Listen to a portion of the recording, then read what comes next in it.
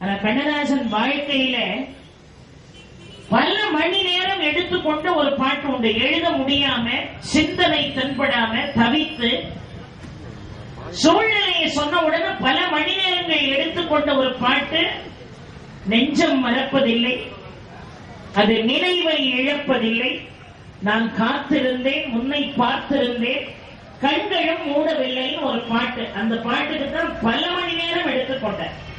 ஆனா இந்த வள்ளுவனுடைய குழந்தை பேரன்பத்தை சொல்லக்கூடிய சிச்சுவேஷனை ஒரு இயக்குனர் சொன்ன உடனே 3 நிமிஷத்துல வார்த்தைகளை கொடுத்த பாட்டு எது தெரியுமா? 3 நிமிஷம்.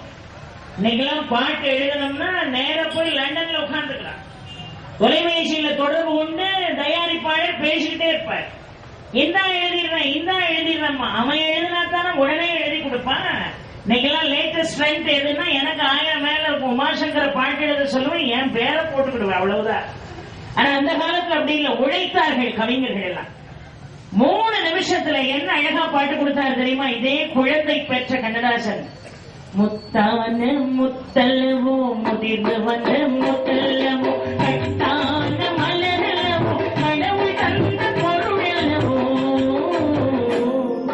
முத்தான முத்தல்லவோ முதிர்ந்து வந்த முத்தல்லவோ கட்டான மலரல்லவோ கடவுள் தந்த பொருளல்லவோ, முத்தான முத்தல்லவோ.